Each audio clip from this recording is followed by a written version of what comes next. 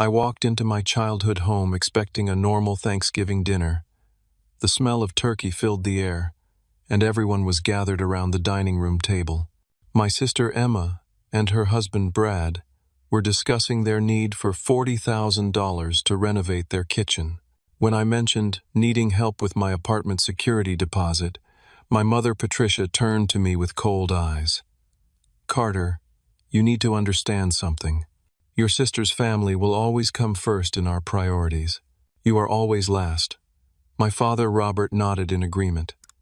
"That's just how it is, son." The words hit me like a physical blow. I sat there stunned, fork halfway to my mouth, as the weight of what my mother had just said sank in. But as the shock wore off, something else took its place. A terrible clarity. This wasn't news. This was just the first time anyone had said it out loud. I set down my fork and looked around the table. Emma was cutting her turkey into perfect little squares, the way she'd done since childhood. Brad was scrolling through his phone, probably looking at kitchen renovation photos. My parents were already moving on to other topics, as if they hadn't just delivered a devastating blow to their own son. The memories came flooding back, each one sharper than the last. When Emma turned 16, our parents surprised her with a brand new Honda Civic, metallic blue with that new car smell. I remember watching from my bedroom window as they presented her with the keys, all three of them laughing and hugging in the driveway. When I turned 16 6 months later, I got a cake and a card that said, "Happy birthday, son." No car, no explanation, just the unspoken understanding that Emma's milestones mattered more. College was even worse.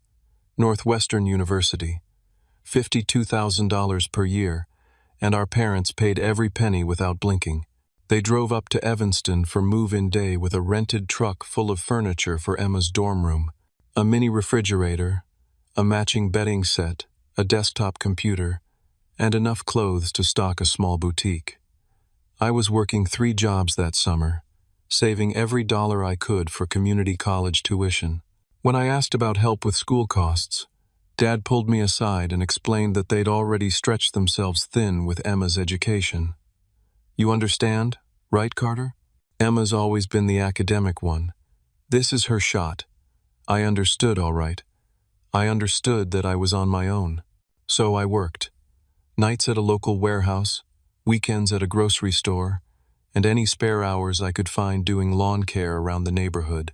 I put myself through 2 years of community college, then transferred to the state university on a partial academic scholarship I'd earned through sheer determination.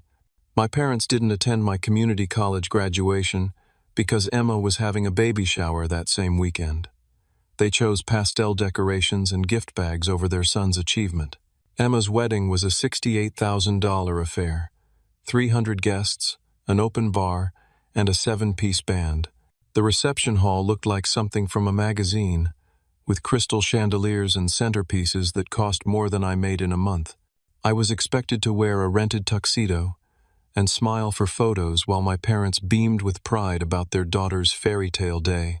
When I graduated from the state university 2 years later with my degree in computer science, Emma was pregnant with her second child. My parents attended her baby shower instead of my graduation ceremony. I walked across that stage and looked out into the audience, searching for familiar faces in the crowd. Nothing. I called them that evening to share my excitement about landing my first real job. "That's nice, sweetie," Mom said. "But I can't talk long. Emma's having contractions, and we need to be ready to drive to the hospital." The house down payment was the final insult. $15,000, handed over without hesitation to help Emma and Brad secure their first home, a modest 3-bedroom ranch in a decent neighborhood. When I asked about borrowing $500 for textbooks the following semester, Dad frowned and said money was tight. "You're young and single, Carter. You can figure it out. Emma has a family to think about, and the babysitting." Every Friday and Saturday night, my parents would drive 30 minutes across town to watch Emma's kids so she and Brad could have date nights. They never charged a babysitting fee, never complained about the inconvenience. never mentioned how it cut into their own social plans. When I asked if they could watch my apartment while I went on a weekend camping trip with friends, Mom sighed like I'd asked her to donate a kidney. We're not getting any younger, Carter. We can't be running all over creation. The pattern was so clear now, so undeniable. Every family gathering centered around Emma's latest crisis or achievement. Her promotion at the yoga studio, where she taught part-time classes. Her children's piano recitals and soccer games. Her struggles with potty training and homework help. I could share news about my job performance, my relationships, my goals and dreams, and the conversation would somehow circle back to Emma within minutes. "That's great about your promotion, Carter," Mom would say. "Speaking of work, Emma's been thinking about going back to nursing school. Maybe you could help her research programs? Even small things. Car insurance. I'd been paying my own since I turned 18, scraping together money every month for coverage on my used Honda that I'd bought with warehouse wages. Emma was 32 years old, and our parents still paid her car insurance. When I mentioned this once, Dad shrugged and said Emma had more expenses to worry about. I sat there at that Thanksgiving table, watching my family chat about Emma's kitchen renovation plans, and felt something shift inside me. The hurt was still there, sharp and familiar, but underneath it was something new, something that felt almost like relief. They'd finally said it out loud. The truth that had shaped every family interaction for the past 28 years. Emma comes first. Carter comes last. Always. I excused myself to use the bathroom, walked down the familiar hallway lined with family photos. Emma's school pictures from kindergarten through college graduation. Emma's wedding photos. Emma's children's baby pictures and school portraits. I counted exactly 3 photos of myself among the dozens covering the walls. Standing in that bathroom, looking at my reflection in the same mirror I'd used as a kid, I made a decision that would change everything. If I was going to be last in their priorities, I was going to be first in my own. The transformation didn't happen overnight, but it happened completely. Over the next 18 months, I quietly restructured my entire life around a simple principle. If my family wasn't going to invest in me, I would invest in myself with laser focus. My career had been progressing better than anyone in my family realized. The computer science degree they'd barely acknowledged had landed me a position at a growing tech startup downtown. While they assumed I was struggling to make ends meet, I'd actually been promoted twice. My salary had jumped from $45,000 to $98,000 after I led a successful project that streamlined our client database system. But here's the thing nobody knew. I'd been living like I was still making $45,000. Same modest apartment, same 10-year-old Honda, same careful budgeting that I'd learned from years of financial necessity. The difference was that now, instead of every extra dollar going toward survival, it was going toward building something bigger. I opened investment accounts at 3 different firms, spreading my money across index funds, growth stocks, and a small cryptocurrency portfolio. I read financial planning books during lunch breaks and watched investment tutorials after work. While my family assumed I was barely scraping by, my portfolio had grown to $230,000. The real game changer came when our startup secured major funding from a Silicon Valley venture capital firm. They offered stock options to key employees, and I was included in that group. If the company went public as projected, those options could be worth $500,000 within 3 years. But the money was only part of the revolution. The bigger change was psychological. I stopped participating in the family dynamics that had drained my energy and self-worth for decades. When Emma needed help moving furniture, I had other plans. When my parents organized expensive group dinners where everyone was expected to split the bill equally regardless of income, I politely declined. When they discussed family vacation plans that would cost me a week's salary, I made my own travel arrangements. The separate holiday plan started small. Instead of driving 2 hours to spend Christmas Eve with extended family, I went skiing in Vermont with friends from work. Instead of obligatory Mother's Day brunch, where we'd sit around discussing Emma's parenting challenges, I took myself to a baseball game and bought the good seats behind home plate. I was dating someone now, too. Jessica Martinez, a nurse practitioner I'd met at a coffee shop near my office. She was intelligent, independent, and had her own complicated family dynamics that made her understand mine without judgment. What struck me most about Jessica was how she listened when I talked about my work, my interests, my goals. She remembered details about my projects and asked follow-up questions days later. It was such a contrast to family conversations where I felt invisible. Jessica was the first person outside my immediate family to hear the full story about the favoritism. We were sitting on her apartment balcony one evening, sharing takeout Chinese food and talking about our childhoods, when I found myself explaining why I never mentioned family gatherings or holiday plans. "It sounds like they trained you to expect less," she said quietly. "And you learned that lesson so well that even now, when you're succeeding, you still hide your achievements." She was right. I'd been so conditioned to downplay my accomplishments that even my closest friends didn't know about my financial success or career trajectory. I'd learned to make myself small to avoid threatening the family dynamic where Emma was the star and I was the supporting character. But Jessica challenged that mindset. She encouraged me to apply for leadership positions at work. She celebrated my investment gains like they were her own victories. When I mentioned that I'd been contributing to online technical forums and had built a reputation in my field, she suggested I start speaking at industry conferences. I began therapy around this time, working with Dr. Amanda Foster, a family therapist who specialized in adult children recovering from narcissistic family systems. The term golden child and scapegoat weren't familiar to me initially, but as Dr. Foster explained the dynamics, everything clicked into place. "Your family needed someone to carry the emotional burden of their dysfunction," she explained during one session. Emma was appointed the success story, the child who validated their parenting. You were assigned the role of the problem child, the one whose struggles made Emma's achievements shine brighter. The therapy helped me understand that my family's treatment wasn't about my worth as a person. It was about their need to maintain a system where roles were fixed and predictable. Emma was the golden child who could do no wrong. I was the scapegoat who was blamed for anything that went wrong and ignored when things went right. Dr. Foster helped me practice setting boundaries. Not angry confrontations, but calm, consistent limits on my time, energy, and emotional availability. I stopped responding immediately to family group texts about money requests or guilt-inducing messages about missing family events. I developed standard phrases that I could use to deflect manipulation. "I'll think about it and get back to you. That doesn't work for my schedule. I have other commitments that day." The most important boundary was financial. I stopped participating in the expectation that I would contribute to family expenses while receiving nothing in return.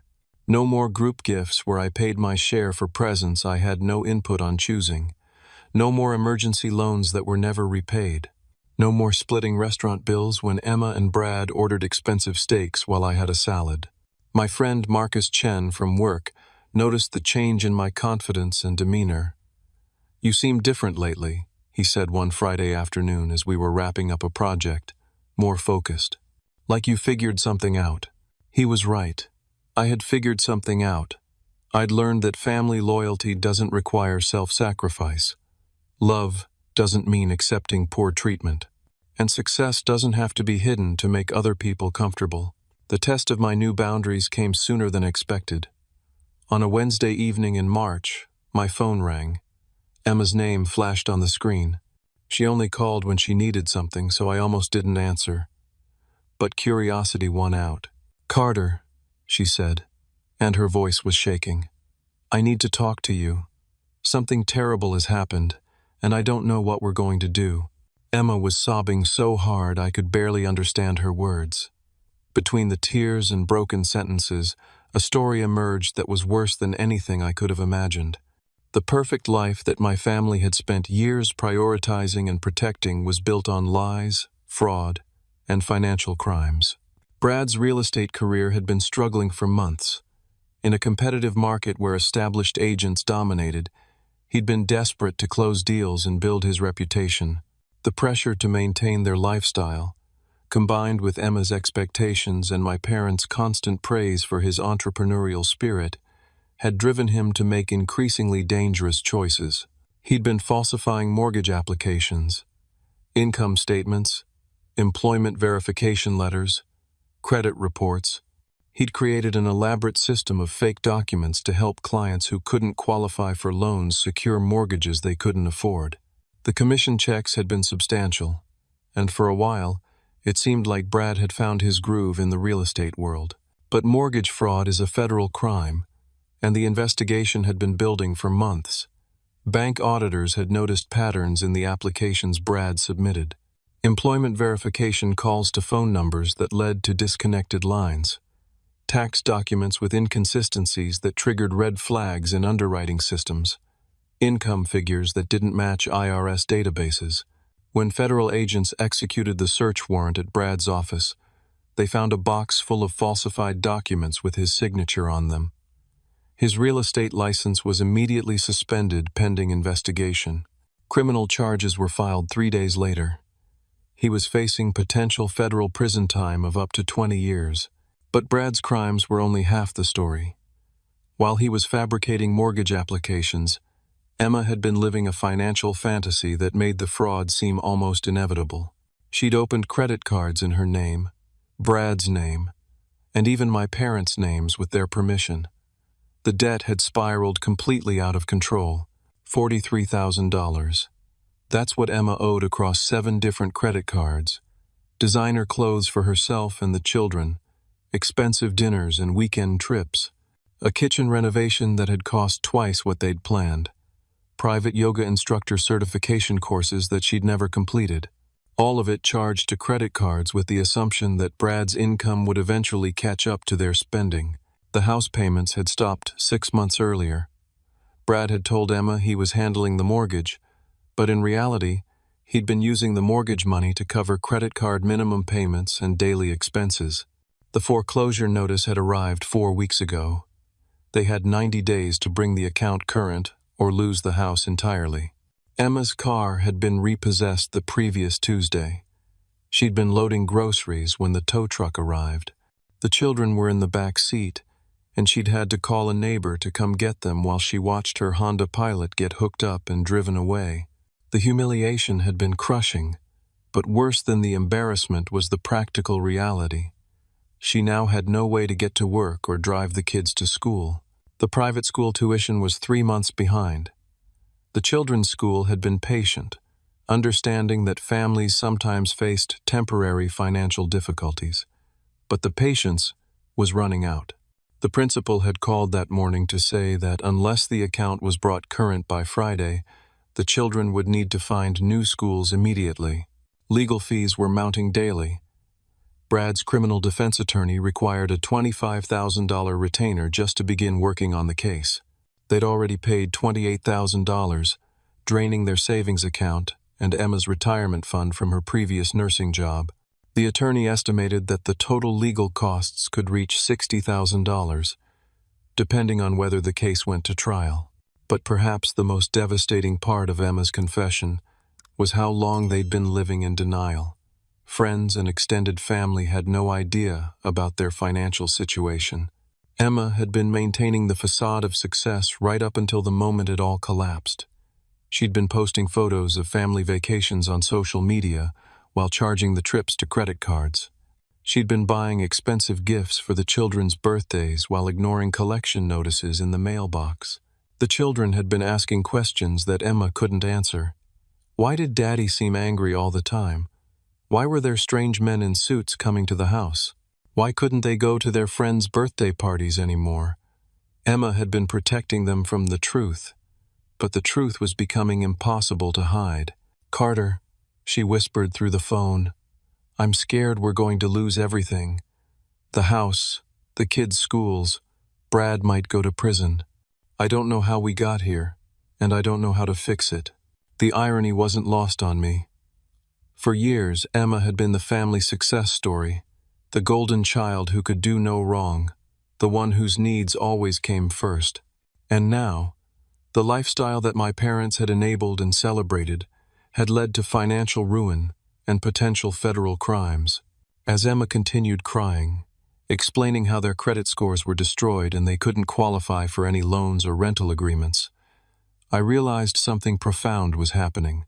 The family dynamic that had positioned me as the failure and Emma as the success had just completely inverted. The responsible, steady financial habits I'd learned from being ignored and overlooked had made me stable and secure. The entitled, impulsive spending that had been celebrated as Emma living her best life had led to disaster. "Have you told Mom and Dad about all of this?" I asked. "Some of it," Emma admitted, "but not everything. They're already panicking about what they can do to help, and their retirement savings can't cover something this big. Brad's parents said they won't help because he defaulted on loans from them before. Carter, you're the only one who might be able to help us." And there it was.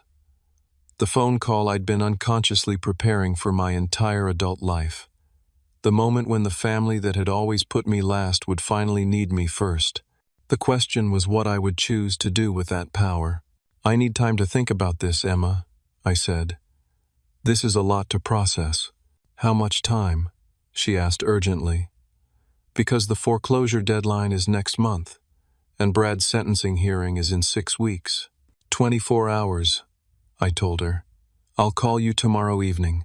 As I hung up the phone, I realized that everything was about to change. The family that had spent 28 years teaching me that I didn't matter was about to learn exactly how much I mattered after all. The emergency family meeting was scheduled for Sunday afternoon at my parents' house. Emma had called ahead to say that Carter needed to be there to discuss the family situation. The implication was clear. This wasn't a request for help. This was an expectation of rescue. I arrived to find Emma sitting on the living room couch with tissues in her lap, her eyes red from crying. Brad sat beside her, staring at his hands with the defeated expression of someone whose lies had finally caught up with him. My parents were in their matching recliners, looking older and more stressed than I'd seen them in years. The coffee table was covered with financial documents, bank statements, credit card bills, legal papers, foreclosure notices. A calculator sat next to a yellow legal pad covered with my father's handwriting, numbers and calculations that told the story of a family in financial freefall.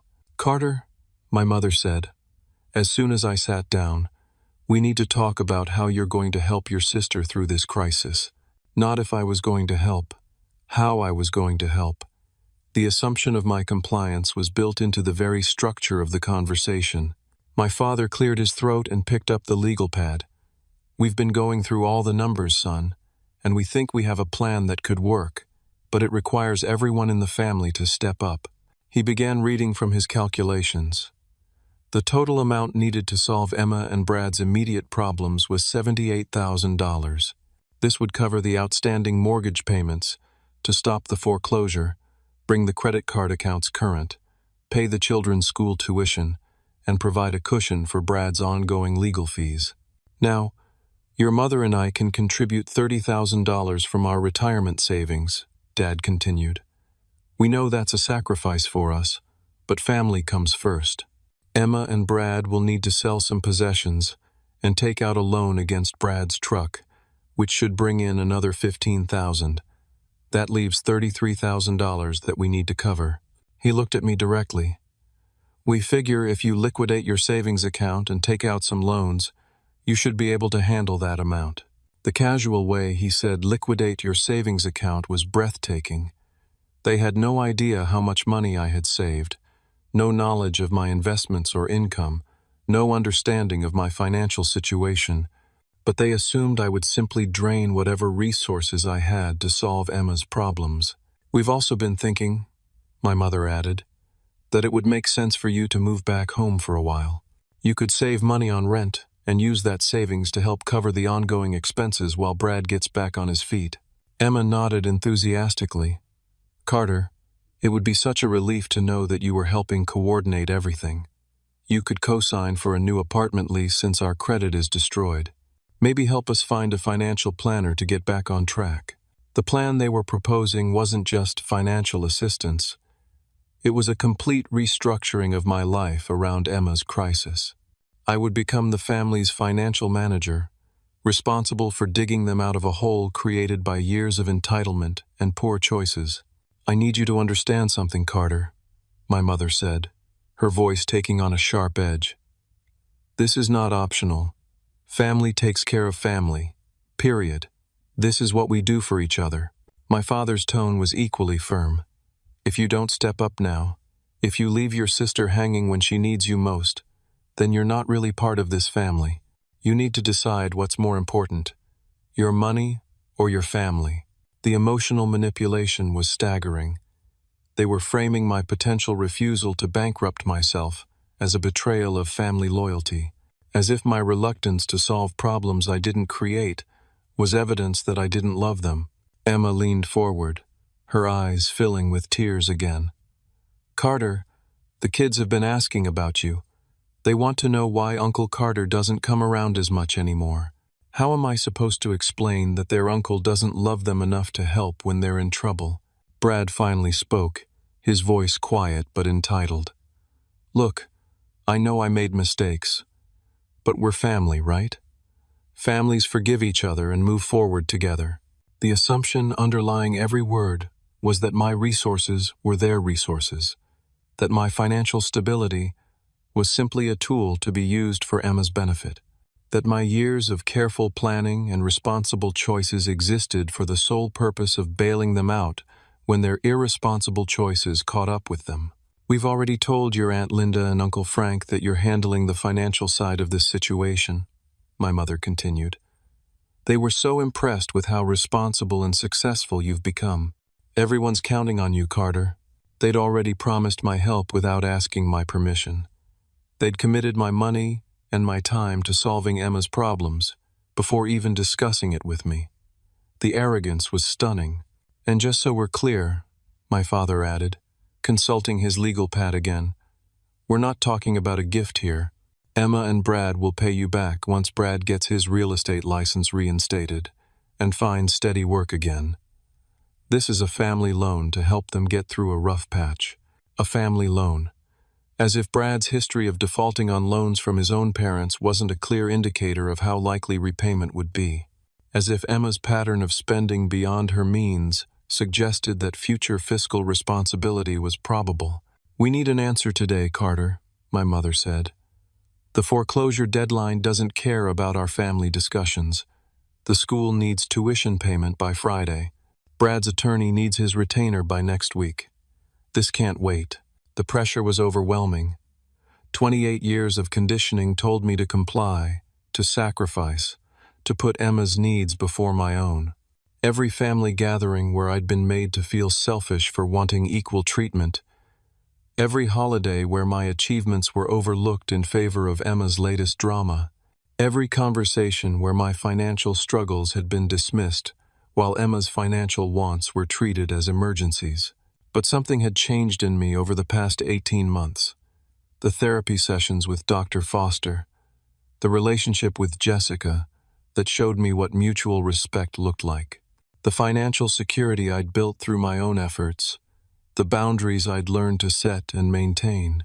I need 24 hours to figure out the logistics, I said carefully. This is a big financial commitment, and I need to review my accounts and see what's possible. The relief on their faces was immediate and obvious.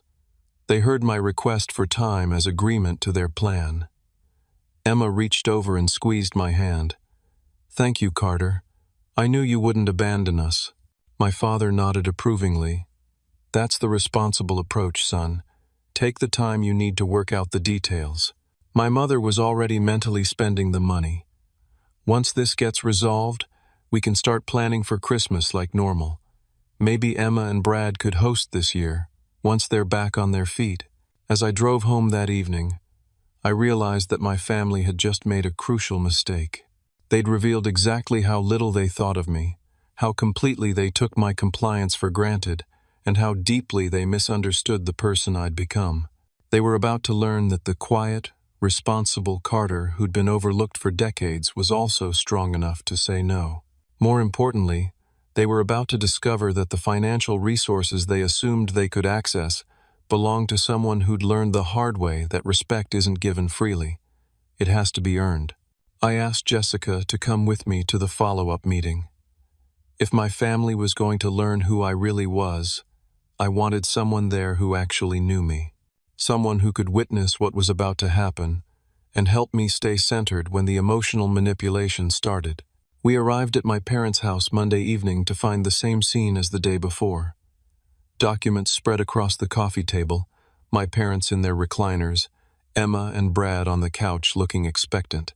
They'd assumed my request for 24 hours was just a formality, that I was working out the practical details of their rescue plan. "Carter," my mother said as soon as we sat down, "we're so proud of you for stepping up like this. It shows real maturity and family loyalty." Emma was smiling for the first time in weeks. "Did you figure out how to access your savings? We were thinking maybe you could handle the mortgage payment first, since that deadline is the most urgent." Brad nodded eagerly. "I really appreciate this, Carter. I know it's a sacrifice, and I promise we'll pay you back as soon as I get my license reinstated." I pulled out a folder that I'd prepared the night before. Bank statements from my checking and savings accounts, investment portfolio summaries, tax returns from the past 3 years, a detailed breakdown of my assets and income that painted a very different picture than the one my family had constructed in their minds. "Before we talk about what I'm going to do," I said calmly, "I think you should know what I'm actually capable of doing." I handed the first document to my father. His checking account balance showed $973. Then I showed him my checking account statement, $48,000. My mother's eyes widened as she looked at my savings account balance, $112,000. Then came the investment portfolio summary, $231,000 across various accounts, with detailed breakdowns showing consistent monthly contributions over the past 5 years. Emma's mouth fell open when she saw my most recent tax return. Gross income, $98,000. After taxes and deductions, my take-home pay was more than my parents' combined retirement income. "I don't understand," my father said slowly. "You never mentioned that you were doing so well financially." "You never asked," I replied. "In fact, you've never asked about my career, my goals, my relationships, or my life in general. You've spent 28 years assuming I was struggling and needed guidance, when the reality is that I've been building wealth and success while you were focused on Emma's problems." I pulled out another document, my employment contract showing the stock options I'd been granted. If the company went public as projected, those options would be worth between $400,000 and $600,000 within the next 2 years. "You could have helped all along," Emma said, her voice a mixture of hurt and accusation. "You've been sitting on all this money while we were struggling. I've been building financial security while you were making choices that led to criminal fraud and massive debt," I corrected. "There's a difference between struggling and creating problems through poor decisions." Jessica spoke up for the first time. "I've been dating Carter for 8 months, and I've watched your family treat him like he was invisible. You've never once asked about his work promotions, his investment success, or his future plans. But you immediately assumed he'd liquidate everything to solve problems he didn't create." My mother's face flushed red. "That's not fair. Carter never told us about his financial situation, because every time he tried to share good news, you'd change the subject to Emma's latest crisis," Jessica continued. "I've heard him try to tell you about his achievements, and I've watched you dismiss them or ignore them completely." I pulled out my phone and showed them photos from the Hawaii vacation Jessica and I had taken 3 months earlier. 5 days in Maui, staying at a resort that cost more per night than their monthly car payments. They had no idea I'd even left the country. "I've been living a completely separate life from this family because there was no room for me in the life you've constructed around Emma's needs," I said. "I have a successful career, a healthy relationship, financial security, and personal goals that extend far beyond managing family crises. Brad looked confused and slightly angry. If you have all this money, why wouldn't you just help us out? We're family. Because having resources doesn't create an obligation to rescue people from the consequences of their choices, I said. And because this family has spent decades teaching me that my value is measured by what I can provide for Emma's benefit, I laid out the pattern systematically. Every birthday where Emma received expensive gifts while I got token acknowledgments. Every family gathering where Emma's achievements were celebrated while mine were overlooked. Every financial emergency where Emma received immediate help while my requests for assistance were denied. You told me on Thanksgiving that Emma's family will always come first and I will always come last, I continued. You were honest about your priorities, and I've decided to be honest about mine. I'm putting my own financial security and future first for once. My father looked at the tax returns again. But son, if you can afford to help, doesn't that create some moral obligation to your family? The same moral obligation that existed when I needed help with textbooks? Or when I was working 3 jobs to pay for college? Or when I asked to borrow $500 while you were giving Emma $15,000 for a house down payment? The room fell silent as the hypocrisy sank in. They'd created a family dynamic where my needs were dismissed, and Emma's wants were treated as emergencies. Now they wanted to invoke family loyalty to access resources they'd never acknowledged existed. I'm willing to help, I said finally, but not on the terms you've proposed. If you want my financial assistance, we're going to restructure this entire family dynamic first. Emma looked hopeful. What do you mean? I mean therapy for everyone to address the favoritism and toxic patterns. I mean equal treatment and respect moving forward. I mean written agreements for any financial assistance with clear repayment terms and consequences for default. I mean acknowledgement of how this family has treated me and concrete changes to ensure it doesn't continue. My mother bristled. You can't hold your family hostage with conditions and demands. I'm not holding anyone hostage, I replied. I'm offering to help on terms that respect my value as a family member. If those terms are unacceptable, you're free to find other solutions to problems I didn't create. The power dynamic in the room had completely shifted. Suddenly, they needed something from me more than I needed anything from them. And for the first time in my life, I was in a position to demand the respect and equality I'd always deserved. What exactly are you proposing? My father asked quietly. I opened my folder to the final document, a detailed proposal I'd drafted with the help of an attorney friend. Terms, conditions, timelines, and consequences. A framework for family financial assistance that treated all parties as adults with equal dignity and responsibility. This is what I'm offering, I said. Take it or leave it. The document I placed on the coffee table was unlike anything my family had expected. Instead of a simple promise to write checks, it was a comprehensive agreement that would fundamentally change how our family operated. I'm prepared to provide $60,000 to address Emma and Brad's immediate crisis, I began, reading from the first page. But this assistance comes in the form of a structured loan, not a gift. The loan carries 4% annual interest and must be repaid over 5 years in monthly installments of $1,150. Emma's face fell. Monthly payments? Carter, we can barely afford our basic expenses right now. Which brings us to the second requirement, I continued. Emma and Brad must complete a certified financial literacy course within 90 days.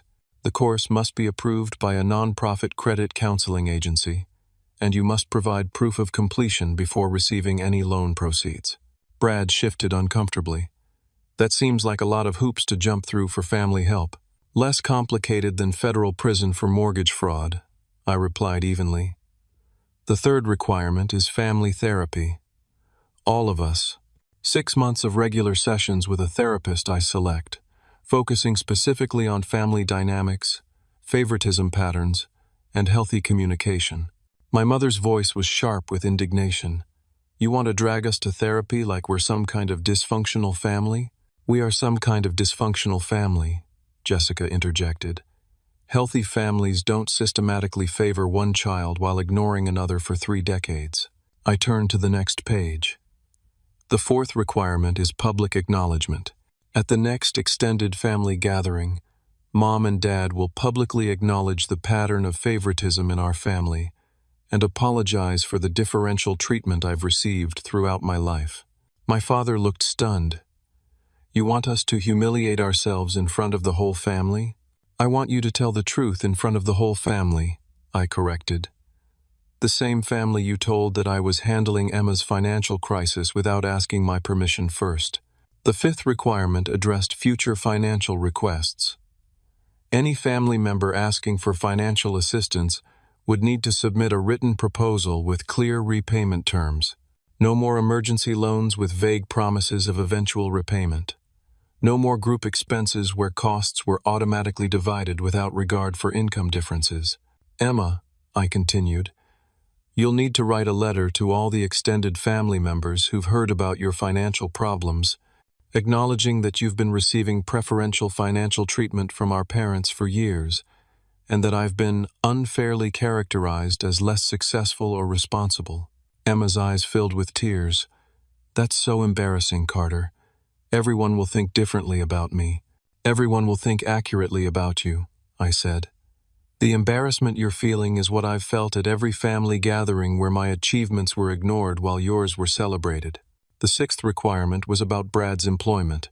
He needed to complete an anger management course and provide proof of stable employment for at least 3 months before receiving the final portion of the loan. You don't have anger management problems, Brad protested. You committed federal crimes because you couldn't handle the pressure of providing for your family through legitimate means, I replied. That suggests some issues with emotional regulation that therapy could address. The seventh requirement established new boundaries for family interactions.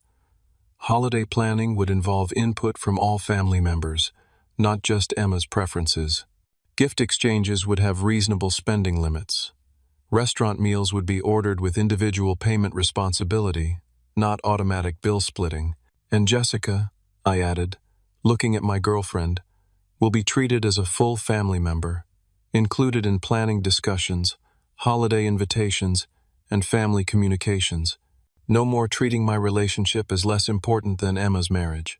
My mother was reading through the document with growing dismay. This feels like you're punishing us for trying to help Emma through a difficult time. This feels like me demanding the respect and equality I should have received my entire life, I countered. The fact that basic fairness feels like punishment shows how skewed this family's perspective has become. The eighth requirement was perhaps the most important: ongoing accountability. Monthly check-ins where loan payments were verified, therapy attendance was confirmed, and family dynamics were honestly assessed. If the family reverted to old patterns of favoritism and disrespect, I retained the right to call the entire loan due immediately. The ninth and final requirement, I said, is that when I get married, buy a house, or have other major life events, our parents will contribute equally to those occasions as they did for Emma's wedding and house down payment. My father was calculating numbers on his legal pad. Carter, some of these requirements feel very harsh. We're already facing a difficult financial situation. You're facing consequences for choices that were made over many years, I said. Emma and Brad chose to live beyond their means. You and Mom chose to enable that lifestyle while ignoring my financial responsibility. Now you're choosing whether to accept help with conditions that ensure this pattern doesn't continue. Emma looked at Brad, then back at me. What if we can't meet all these requirements? What if the therapy doesn't work or we struggle with the payments? Then you'll face the consequences of your choices without my resources, I said simply. The same way I faced the consequences of your choices for the first 28 years of my life. The room fell silent as they absorbed the magnitude of what I was proposing. This wasn't just financial assistance. It was a complete restructuring of family relationships around principles of mutual respect and equal treatment. How long do we have to decide? My mother asked. 24 hours, I said. The same amount of time you gave me to liquidate my savings and restructure my life around Emma's crisis. Jessica and I stood to leave. As we reached the door, my father called out, "Carter, what happens if we say no to your conditions?" I turned back to face them. "Then you solve your problems the same way I solved mine, through hard work, personal responsibility, and learning that actions have consequences." We walked to the car in silence. As I started the engine, Jessica placed her hand over mine. "That was the bravest thing I've ever seen anyone do," she said quietly. For the first time in my adult life, I'd used my power to demand justice instead of hoping for charity. Tomorrow, I'd learn whether my family valued my resources more than their pride. 6 months later, I sat in Dr. Foster's office with my entire family for what would be our final group therapy session. The transformation had been gradual, sometimes painful, but ultimately profound. The people sitting around me bore little resemblance to the family that had gathered for that emergency meeting in my parents' living room. Emma and Brad had completed their financial literacy course with honors. The instructor had commented that their dedication to learning budgeting and debt management was among the best she'd seen in 15 years of teaching. More importantly, they'd been making their monthly loan payments on time every month. $1,150, transferred to my account on the 15th of each month, without exception. Brad had found steady work as a construction project manager, a job that utilized his organizational skills without the temptation of commission-based fraud. His anger management counseling had helped him develop healthier coping strategies for stress and financial pressure. The criminal charges were still pending, but his attorney was optimistic about a plea agreement that would involve community service and restitution rather than prison time. Emma had returned to nursing full-time, taking a position at the regional medical center that paid $42,000 per year. She'd also started a small side business providing respite care for elderly patients, which brought in an additional $800 monthly. For the first time in their marriage, Emma and Brad had a detailed budget and were living within their means. The children had adjusted better than anyone expected to their new public school. Without the pressure of maintaining appearances at an expensive private academy, they seemed more relaxed and genuinely happy. Emma had been surprised to discover that public school teachers were just as dedicated as private school faculty, and the diversity of their new classmates had been enriching rather than limiting. My parents had undergone the most dramatic transformation. The family therapy had forced them to confront patterns of behavior they'd never consciously acknowledged. Dr. Foster had helped them understand how their well-intentioned efforts to help Emma succeed had actually created dependency and entitlement, while simultaneously teaching me that love was conditional on self-sacrifice. "I never realized," my mother said during one particularly emotional session, "that we were sending Carter the message that his needs didn't matter. I thought we were just supporting the child, who seemed to need more help." The public acknowledgement at Thanksgiving dinner had been awkward, but healing. In front of 15 extended family members, my parents had taken responsibility for decades of favoritism and apologized for the impact on my self-worth and our family relationships. Several aunts and uncles had approached me privately afterward to say they'd noticed the pattern but hadn't known how to address it. The monthly family dinners had become genuinely enjoyable rather than obligatory. Conversations now included updates about my work projects, investment strategies, and relationship with Jessica.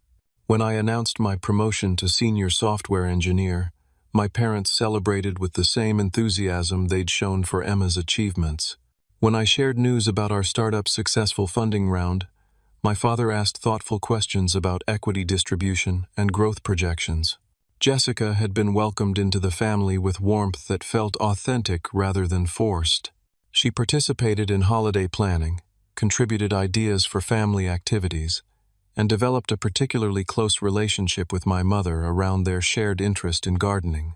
My parents had even asked Jessica about her family traditions and incorporated some of her suggestions into our celebrations. The most significant change was in my relationship with Emma. The therapy had helped her understand how her acceptance of preferential treatment had damaged our sibling bond. She'd written heartfelt letters to extended family members, taking responsibility for the financial crisis and acknowledging the support system she'd taken for granted. "I realize now that I never really knew you," Emma had said during one of our individual conversations. "I knew the version of Carter who existed to solve my problems, but I never bothered to learn about your dreams, your achievements, your struggles that weren't related to helping me." Dr. Foster had explained that healthy families celebrate each member's successes and support each other through challenges without creating hierarchies of worth.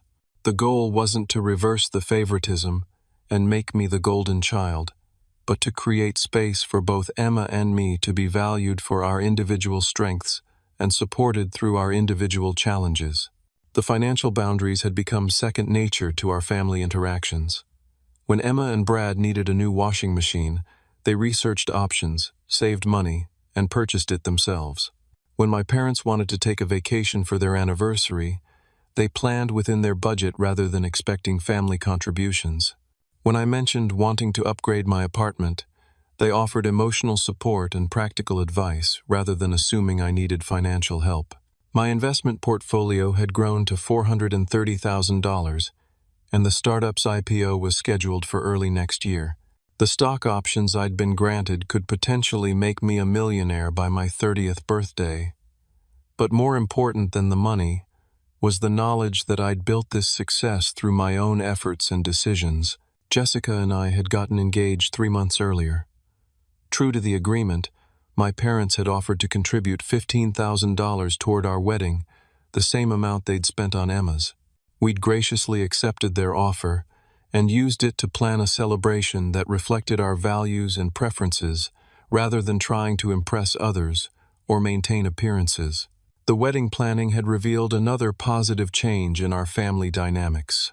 Instead of automatically deferring to the bride's family for all decisions, both families collaborated on creating an event that honored Jessica's Mexican-American heritage and my family's traditions. My parents had enthusiastically learned about Mexican wedding customs and incorporated elements that made Jessica feel truly welcomed. As our final therapy session concluded, Dr. Foster asked each of us to share one thing we'd learned about ourselves and one thing we'd learned about our family. "I learned that I'd been confusing enabling with love," my mother said. "I thought protecting Emma from consequences was helping her, but it was actually preventing her from developing resilience and responsibility." My father nodded. "I learned that staying silent when I saw favoritism made me complicit in creating an unhealthy family system. I should have spoken up years ago." Brad surprised everyone with his insight. "I learned that I'd been using Emma's family support as a crutch to avoid dealing with my own insecurities and career challenges. The fraud happened because I was trying to maintain a lifestyle we couldn't afford rather than building a career we could be proud of." Emma's response was the most emotional. "I learned that I'd built my entire identity around being the child who needed rescuing. I never developed confidence in my own abilities because I always knew someone would fix my problems. Now I'm proud of what I can accomplish on my own." When it was my turn, I looked around at these people who'd caused me so much pain but who'd also worked genuinely hard to change. I learned that setting boundaries isn't cruel or selfish.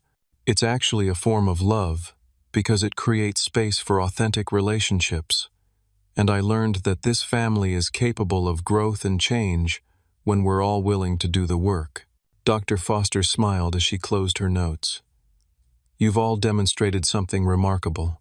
You've shown that even deeply entrenched family patterns can be changed when people are committed to honesty, accountability, and mutual respect." As we left the therapy office that day, my family felt different. Not perfect, but functional. Not without challenges, but equipped to address them together.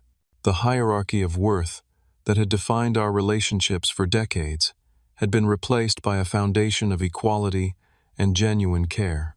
6 weeks later, Jessica and I were married in a ceremony that perfectly blended our families and traditions.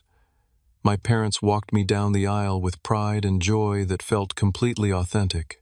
Emma served as one of Jessica's bridesmaids, and her children were enthusiastic participants in the ceremony. Brad, now 18 months sober and focused on rebuilding his reputation, had become someone I could genuinely respect. During the reception, My father gave a toast that brought tears to everyone's eyes. "Carter," he said, "you taught us that love isn't about giving someone everything they want. It's about seeing who they really are and supporting them in becoming the best version of themselves. Thank you for having the courage to demand the respect you deserved and for giving us the opportunity to become the family we should have been all along." The lesson I'd learned through this entire experience was simple but profound. You teach people how to treat you through what you accept and what you reject. For 28 years, I'd accepted being treated as less important than Emma because I didn't believe I deserved better. When I finally demanded equality, my family had a choice: respect my worth or lose my presence. They chose respect, and we all became stronger for it. Sometimes the most loving thing you can do for people is refuse to enable their worst impulses. Sometimes fighting for justice requires risking relationships. And sometimes, when you stop trying to earn love through sacrifice, you discover that you were worthy of love all along. The family that had once put me last had learned to put everyone first, and that made all the difference. As Jessica and I drove away from our wedding reception toward our honeymoon in Italy, I reflected on how dramatically my life had changed. The startup had gone public 2 months earlier, and my stock options were now worth $800,000. But the real wealth wasn't in my investment portfolio. It was in the relationships I'd fought to heal, the boundaries I'd learned to maintain, and the family I'd helped transform through courage and love. Have you ever found yourself in a family situation where you felt overlooked or undervalued?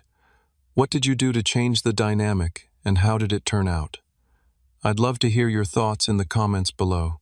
If this story resonated with you, please like this video and subscribe for more real-life stories about family relationships, personal growth, and finding the courage to demand the respect you deserve.